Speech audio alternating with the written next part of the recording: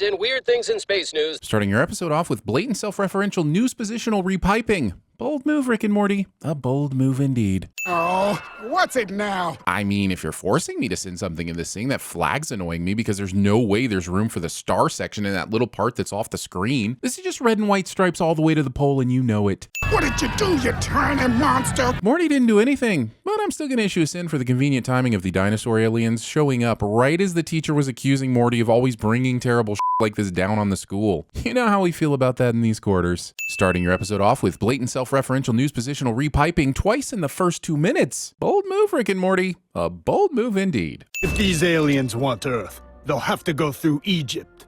And they can ask mummies how that goes. But are we talking about the Boris Karloff mummy, the Brendan Fraser mummy, or the Tom Cruise mummy? I mean, we could also be talking about the Cushing Lee mummy, or the Jason Scott Lee mummy, or even the Abbott and Costello mummy, which is also basically the Boris Karloff mummy, but more of a funny mummy. And then there's the Waxwork mummy, not to mention the Charlton Heston mummy, which if it wasn't for Scream Factory, we'd all forgotten about and been better for it. In the end, there are just too many f***ing mummies to wrap my head around this statement, and I think I might cry.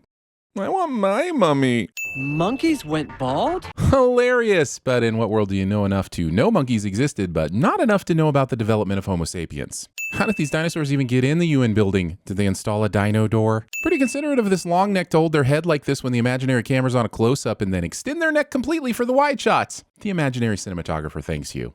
But surely there was some point between gunpowder and something called Amazon Prime. We don't know what Amazon Prime really is either. We just know that $130 or so disappears from our checking account every year, and that allows us to then send more money to an invisible entity that often sends something in return that we didn't even ask for.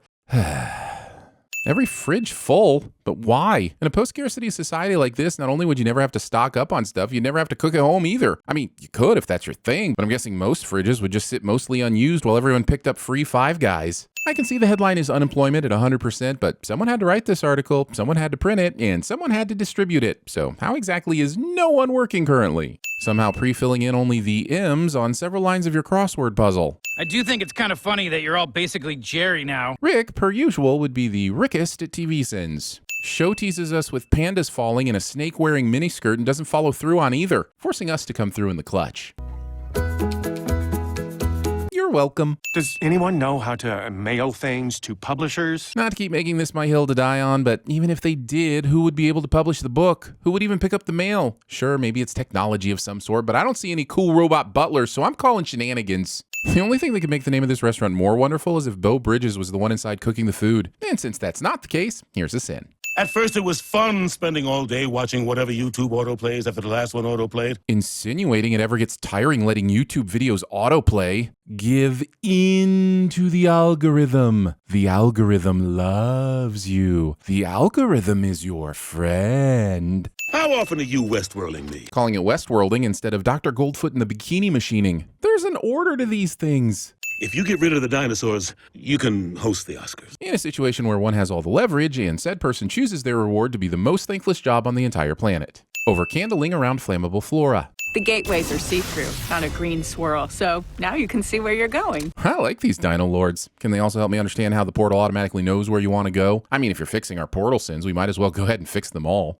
They're gonna call us Laura Dern because we're about to get elbow deep in dino doo-doo. Yeah, let's not reference the parts where Laura Dern wards off a T-Rex and velociraptors to save kids. Let's just talk about her reaching into some which, for the record, she is doing in an attempt to save a dinosaur's life. You put some respect on Laura Dern's name, Rick. I said clever girl earlier. You didn't even react. Complaining that a reference you are also explaining wasn't given its due in the past. What are you, a Cylon or something? Yeah, we figured they used to hold huge outdoor concerts in their land amphitheater. Maybe this is a silly theory, but the singing skull feed is way more interesting than our boring old dinosaur stories. Also, just making sure everyone caught that Cylon reference a few seconds ago. That's from Battlestar Galactica, and while I can't watch you watch this video, I could feel there was very little laughter, so I'm just bringing it up here again for no reason at all. The majestic basket soar! Aren't they incredible? We're even making a series of increasingly terrible movies about cloning them in a theme park. Can't be worse than Jurassic World Dominion, so please feel free to bring the Basket Soar franchise to Earth. Also, increasingly terrible? Show wants us to laugh, but honestly, Jurassic World was better than both 2 and 3, and to pretend otherwise on any planet strains credulity. Please. What fossils were wheel-shaped? What fossils, I say? It appears that the Rick and Morty animators are using the repeating faceless crowd models again, which, fine, do what you gotta do, but this guy bugs me. Why is his head so big? Why is it all skin tone when others have distinct hair colors? Why is he looking up to the sky as if ready to ascend to the rapture? This one is headed directly towards us. And all of our work, it was for... How are these ultra-evolved creatures with their godlike knowledge and wisdom unaware that they have an arch nemesis? You know everything there is to know in the universe, except that you're being hunted by evil sentient space rocks? Using a perfectly beautiful slice of pepperoni pizza as a hate projectile. It's pizza, and it's delicious, and it contains every single food group, you yum-chucking waste monsters. And you had no idea about the disastrous meteors that followed in your wake. Deciding to let Anderson Cooper interview you to tell your side of the story. Also, do the dinosaurs not watch movies? Because if they watched Armageddon, they'd save some time. There's a formula to it. A very simple formula. I mean, no one knows if the meteor species is even real. Deciding to let Joe Rogan interview you to tell your side of the story. This guy created a Dinosaur Avenue sign and is replacing a current street sign just so he can graffiti the word sucks onto it. Game recognized game. Wilson!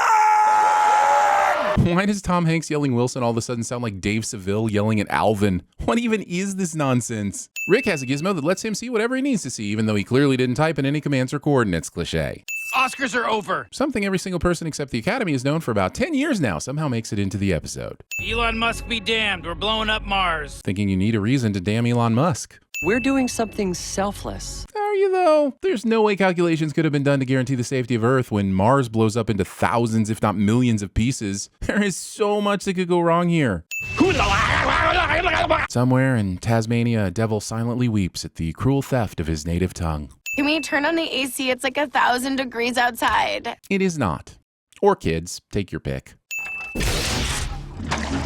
Hoo-ha! Check it out. Rick and Morty writers last a full 5 episodes without their portal gun crutch before giving up. A dimension where hats wear people. Fun, but why do the hats also have the same body construction as people? Those aren't really hats then, are they? They're hat people. So technically, it's a dimension where hat people wear people as people hats. Huh, that felt good. I've missed you, portal gun. I've missed you so much. Here we go! Rick and Morty time! He says, directly before announcing the final 4 episodes of the season are on surprise hiatus. Yeah, I don't want to go to work. Mr. Spicoli, you're on dangerous ground here. You're causing a major disturbance on my time. Dinosaurs are back. Latu, Barada, Nikto. Hello, I'm Dr. Sheldon Cooper. Welcome to Sheldon Cooper Presents Fun with Flags. You're dinosaurs? Thought you were dead. Now, you pay attention, old Rooter. The great circle of life has begun. But you see, not all of us arrive together. I do think it's kind of funny that you're all basically Jerry now. You take that back! You think I'm gonna side with you over hyper-intelligent creatures operating way beyond your comprehension? I have more in common with them than you. We don't need so-called superheroes. What Empire City needs is more cops. And a Hooters. It ought to be here, but it isn't. Gravity is pulling all the stars in the area towards this spot. Now please welcome your host, an old science guy who got rid of the dinosaurs, Rick Sanchez! You'll be pleased to know this is the last time I'm hosting these awards.